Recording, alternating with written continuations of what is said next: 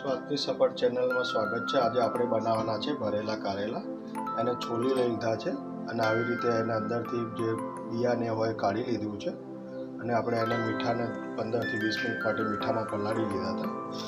ચવાણું લઈ લીધું છે અને એમાં ક્રશ કરી લીધું છે, એટલે આપણે ચણાના લોટની જગ્યાએ આપણે ચવાણું લાવવાનું છે। લસણ અને મરચાં કટરમાં કરી લીધા છે, ડુંગળી લઈ લીધી છે 2 નાની અને 1 ટામેટું લઈ લીધું છે, એની ગ્રેવી કરી લીધી છે।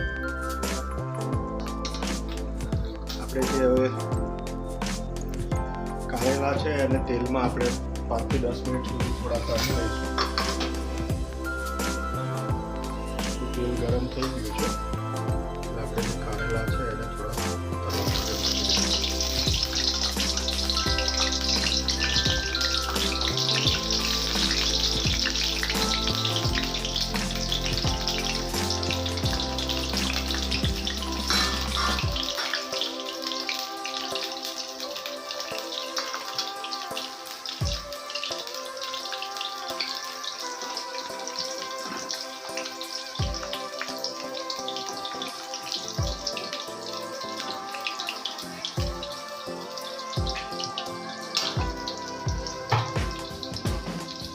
થોડી વાર એને ફેરવતા રહેવાનું છે એટલે બધી બાજુ સરખા ચડી જાય।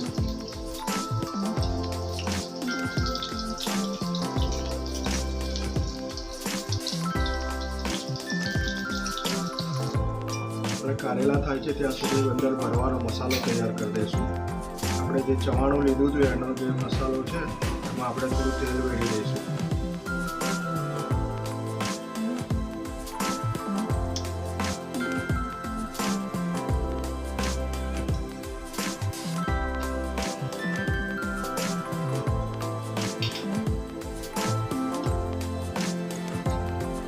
મસાલાની અંદર જે લસણ અને મરચાં કટ કરીને રાખ્યા હતા એ એડ કરી દઈશું। બધું મિક્સ કરી લઈશું। થોડો આપણે ગોળ અંદર એડ કરી દીધો છે અને બરોબર હવે મિક્સ કરી લઈશું।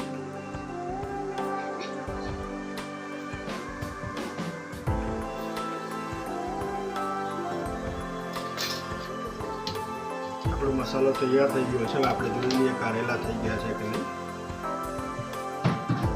આપણા કારેલા થઈ ગયા છે, હવે કાઢી લઈશું એને।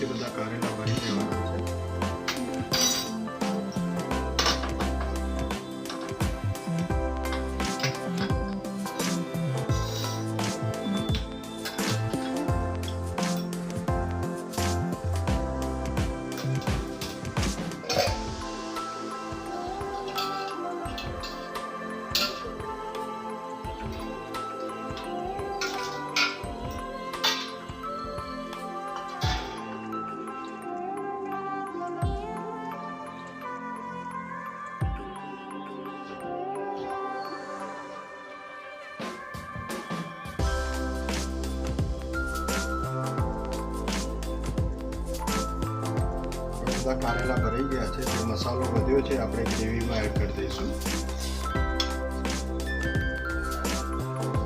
આપણે ગ્રેવી તૈયાર કરવા માટે આપણે 3 થી 4 ચમચી જેટલું તેલ લઈ લઈશું।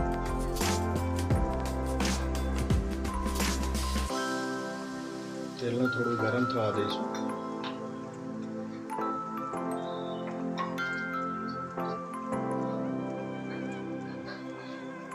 આપણું તેલ ગરમ થઈ ગયું છે।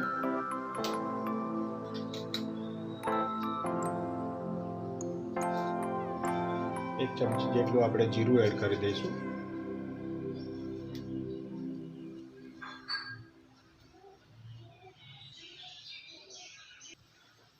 જીરું આપણું સતરાઈ ગયું છે એટલે આપણે ચપટી હિંગ એડ કરી દઈશું.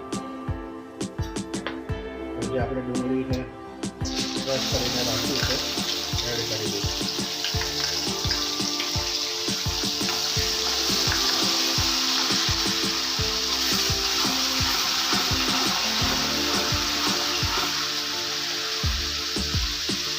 ત્રણથી 4 નંગ જેટલા આપણે લવિંગ લીધા છે, લવિંગ એડ કરી દઈશું.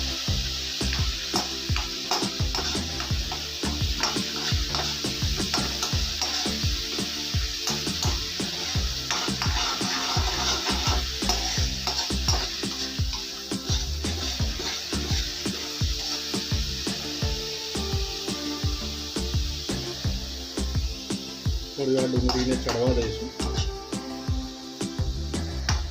ડુંગળી થઈ ગઈ છે આપણી, એટલે હવે ટામેટાની જે ગ્રેવી કરી તે એડ કરી દઈશું.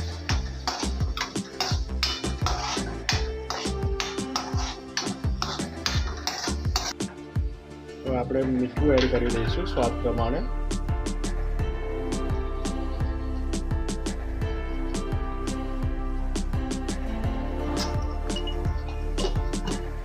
આપણે સૂકા મસાલા કરી દઈશું.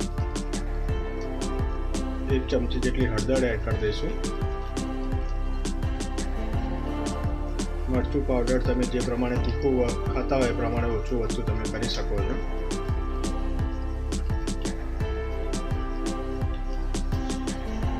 એક ચમચી જેટલું ધાણા જીરું પાવડર,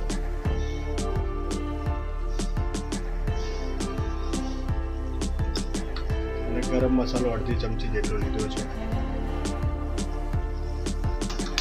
બધું બરોબર મિક્સ થઈ જઈશું અને ચડવા દઈશું એને 5 મિનિટ સુધી.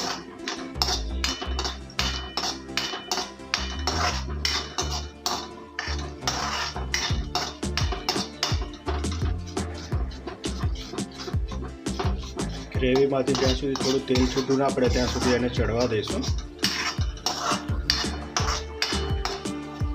જોઈ શકો છો તેલ હવે આપણું છૂટું પડવા લાગ્યું છે ગ્રેવીમાંથી, એટલે આપણે હવે જે કારેલા ભરીને રાખ્યા હતા એ એડ કરી દઈશું અંદર.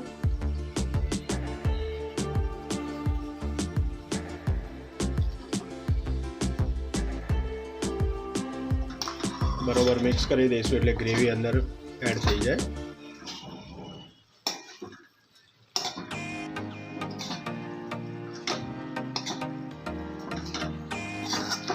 આપણે ગ્રેવી કરવા માટે થોડું એક પાણી એડ કરી દઈશું.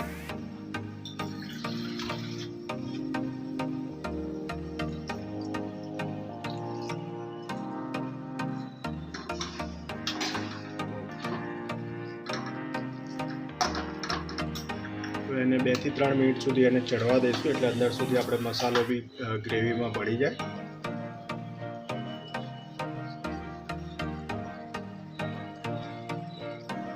આપણે જે મસાલો જે વધ્યો તો એ ઉપરથી થોડો એડ કરી દઈશું એટલે ગ્રેવી સરસ થઈ જાય આપણી.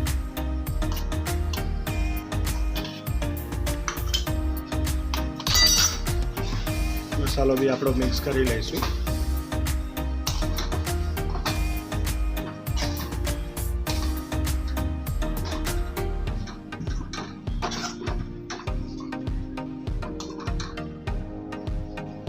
જોઈ શકો છો આપણું ભરેલા કારેલાનું શાક તૈયાર થઈ ગયું છે. તેલ છૂટું પડવા લાગ્યું છે ગ્રેવીનામાંથી.